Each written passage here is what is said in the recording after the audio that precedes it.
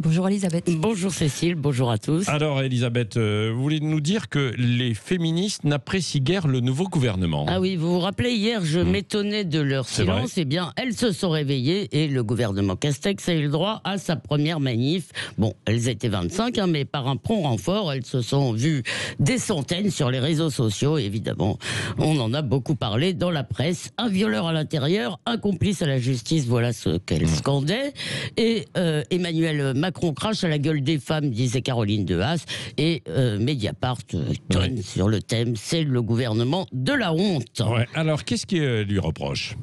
Alors, qu'est-ce qu'elle lui reproche? Pour Darmanin, on en a parlé, là, qu'il y a toujours cette accusation de viol. Alors attention, les féministes respectent la présomption d'innocence, mais tout de même, on aurait dû attendre pour le nommer. En somme, dès qu'une femme accuse un homme, il devrait être banni socialement. De toute façon, la culture du viol, c'est comme le privilège blanc, c'est dans les gènes.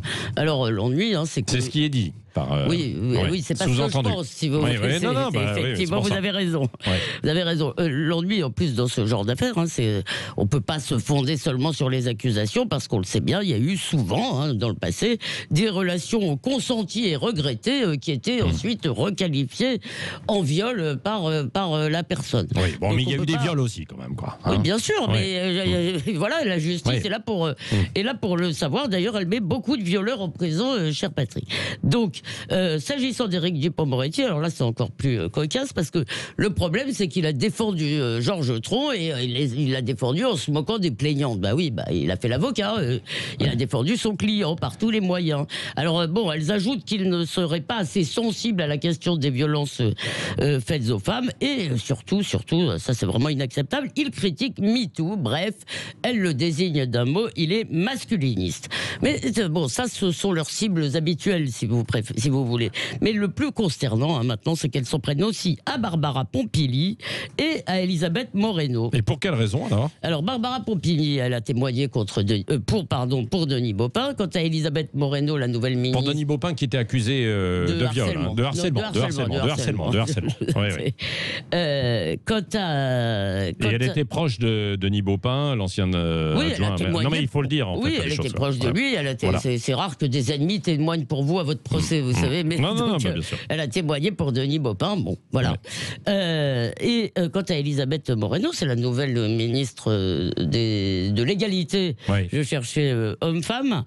On doit dire femme-homme, je suppose. Et elle refuse de jouer les victimes. Vous la connaissez, elle est noire, elle a 49 ans. Ça a été la patronne, elle est flamboyante. C'est la patronne de HP France après avoir dirigé de HP Afrique, Hewlett Packard d'Afrique, après avoir dirigé Lenovo France, et elle dit par exemple qu'elle a toujours désamorcé les tensions par l'humour. En gros, elle ne passe pas son temps à pleurnicher sur ce qui ne va pas, et en prime, elle s'habille sexy. Alors des femmes qui ne chantent pas l'ère de la victimisation et l'ère de la sororité, ce qui est d'ailleurs assez drôle quand on connaît la proportion féminine à la compétition, eh bien ces femmes, ce sont des social traites, elles sont encore pires que les hommes. Et sous ces airs de blague, cette affaire montre encore une fois que le nouveau féminisme est un totalitarisme. Là, vous poussez quand même un peu loin. Oui, alors évidemment, c'est un totalitarisme velléitaire et virtuel. Et heureusement pour nous, ce sont des révolutionnaires en pyjama, ils cliquent, parce qu'il y a aussi des féministes hommes, bien sûr. Mais la pulsion, si vous voulez, totalitaire, la pulsion fliqueuse en tous les cas, la pulsion de contrôle, elle est là. Elle ne tolère pas, par exemple, que Éric Dupond-Moretti critique MeToo. C'est tout de même extraordinaire en termes, si vous voulez, quand on célèbre la libération de la parole. C'est soit tu penses comme nous, soit tu es un ennemi du genre humain. Alors évidemment, aujourd'hui, on n'éradique pas les hommes comme on éradiquait les koulaks sous Staline. Ça, c'était beaucoup plus radical. L'éradication est seulement sociale, donc on progresse. Eh bien, ces féministes, elles ne veulent pas la justice, mais le langage. Elles veulent imposer en réalité une norme à tout le monde. Alors évidemment qu'elles ont le droit de détester le désir et ses tourments et ses secrets inavouables. Mais franchement, si elles n'aiment pas ça, eh bien qu'elles n'en dégoûtent pas les autres. Merci à vous. Le regard libre, comme chaque matin, d'Elisabeth Lévy à 8h15. Vous reviendrez à 9h moins 10 jusqu'à 9h30 dans le petit déjeuner de l'actualité avec Arlette Chabot et l'ensemble de nos invités.